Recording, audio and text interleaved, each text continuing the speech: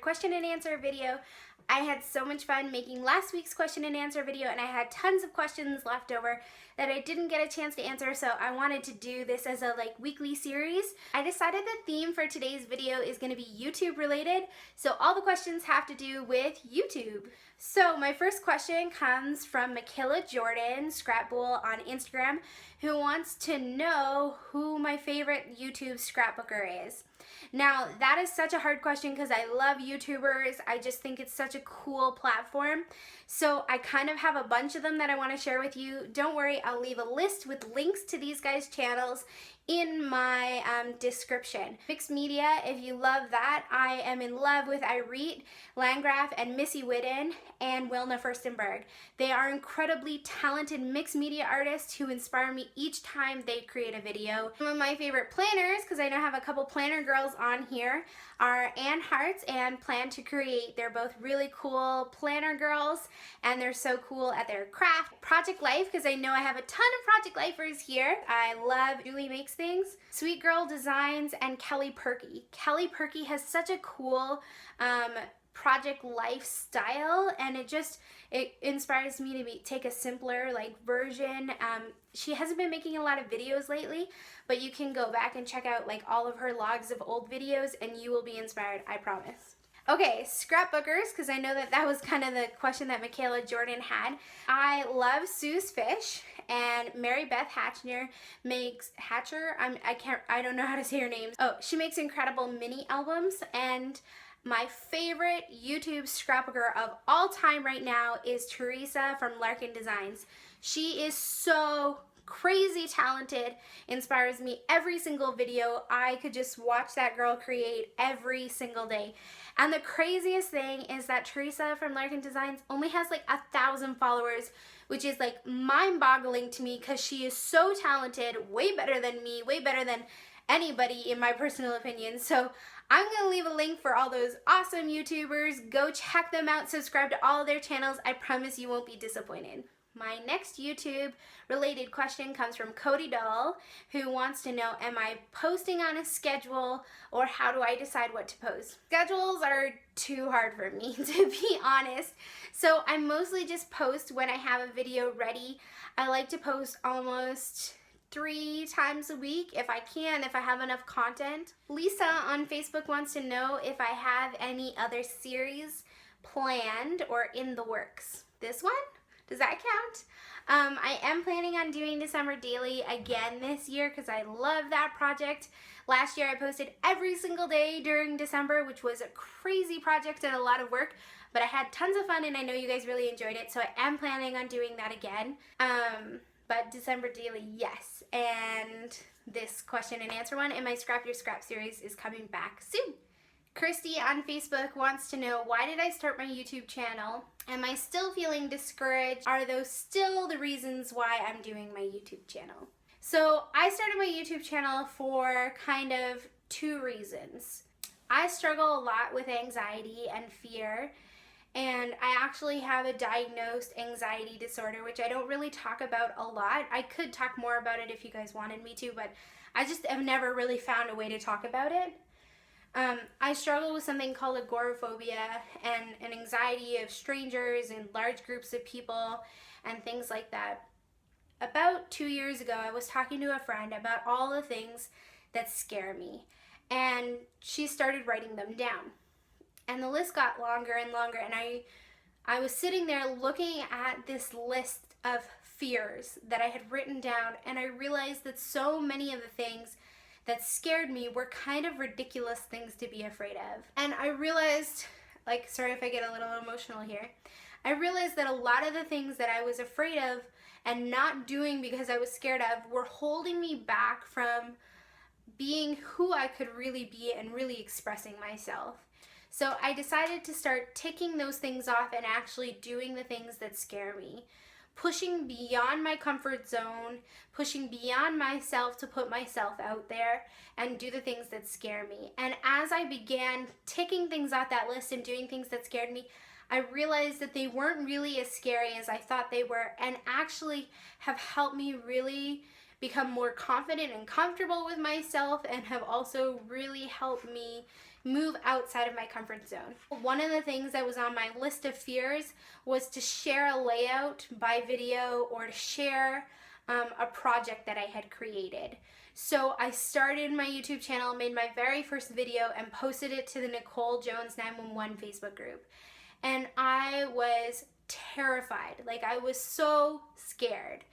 And the feedback and support and encouragement that I received from the amazing ladies over there and the girls who first started watching my YouTube channel like a year and a half ago made me realize that I was holding myself back from something that could actually mean a lot to me. I would say one of the main motivators for starting my YouTube channel was fear and trying to overcome some of the fears and anxieties that I had. Another reason why I started my YouTube channel in the beginning, and this may sound like maybe a bad reason to start or whatever, and now that I think about it, I actually think it is a bad reason, but at the time I thought it was a good reason. I applied to be on a creative team for a company that I really liked, and I didn't get it, and I felt so discouraged. As I was looking at the girls who did make that team, I realized that a lot of them had huge followings, whether it was on Instagram, a blog, on YouTube, on Facebook. A lot of them had really large followings. And at the time, I had no social media presence. I had maybe 10 followers. I had like only family and friends on Instagram, and it wasn't even that many. I didn't have a Facebook channel, didn't have YouTube, I didn't have anything. No blog, nothing. And I realized that probably part of the reason why I didn't make that creative team was because I didn't have any social media presence. So I kind of decided to make this YouTube channel in the hopes that I could build up my social media presence and one day get on a creative team. Recently, I applied for another creative team for a company that I really love and support, and I didn't get it. And when I didn't get it, I felt so discouraged. All those like self-conscious, like mean thoughts flooded in. When I was a kid, I was really self-conscious with my anxiety. I'm really self-conscious. And I started feeling like, why am I doing this? Why am I putting so much work into YouTube? Why am I putting so much work into my Facebook group and so much work into all of this when like the reason I started all of those was to get on a creative team? And when I didn't get the first creative team, I thought the reason I didn't get it was mostly because of my social media following. Now that I have a higher social media following and I didn't get it, I honestly felt like the only reason was because I wasn't good enough. My projects weren't good enough. What I created wasn't good enough. My videos weren't good enough. I wasn't good enough. And I just felt so discouraged. I asked a question on a number of the Facebook groups that I follow, and I asked people who have a YouTube channel to tell me why they have a YouTube channel, why they started. And as I read through their comments, it dawned on me that the reason that I really love making these videos is not because of the numbers, not because of how many subscribers or followers I have, not because of one day hoping to get on a creative team, although that would be lovely.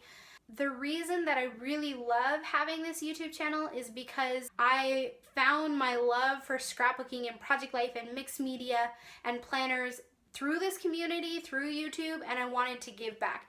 And my hope is that I might be able to inspire other people, to encourage other people, to lift other people up. And as I do this YouTube channel, I really feel like I have that opportunity to do that.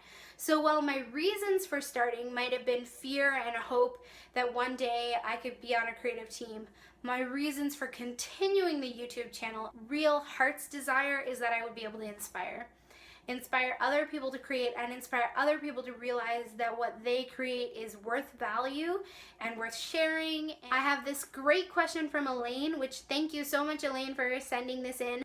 Elaine wants to know, how do you become more secure with posting your photos and videos? I would say, kind of like how I shared before, I was really afraid. I was really anxious and nervous about sharing. And the only thing that helped me overcome that is actually posting and sharing and moving forward.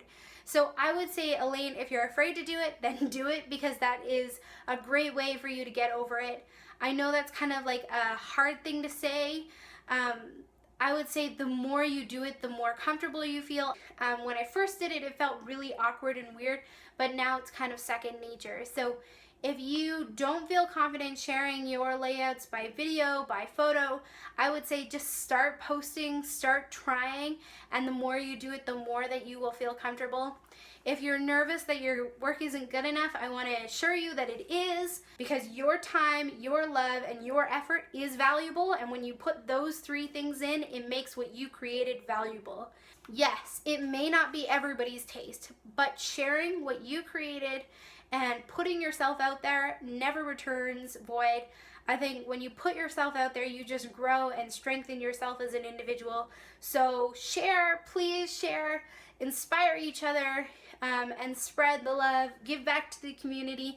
I would love to see what you create. I would say if you're a little nervous, maybe join a Facebook group and just post once and ask people for their feedback, or message some people who really inspire you, or somebody who you scrap lift, and ask them if they could give you feedback on your layout because they inspired you.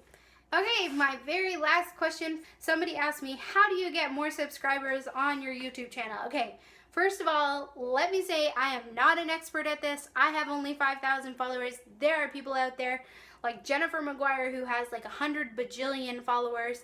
There are other vloggers out there who have millions of followers, so I am not an expert. Here's my advice: posting and posting and posting, posting consistently, sharing your heart, sharing yourself. Being yourself is the best way to grow a following, and when you are genuine, people want to listen. I don't know if that's great advice, but that would be my suggestion on how to grow your followers. And obviously I don't know exactly what I'm doing, but that's my advice. Okay, that's it for the questions for today. I'm closing the book on questions, but if you have more questions, please leave them in the comments. I'll add them to my book, and maybe your question will show up in next week's question and answer video. Thank you so much for joining me. I hope you all have a lovely day, and I can't wait to hear from you. Bye, guys.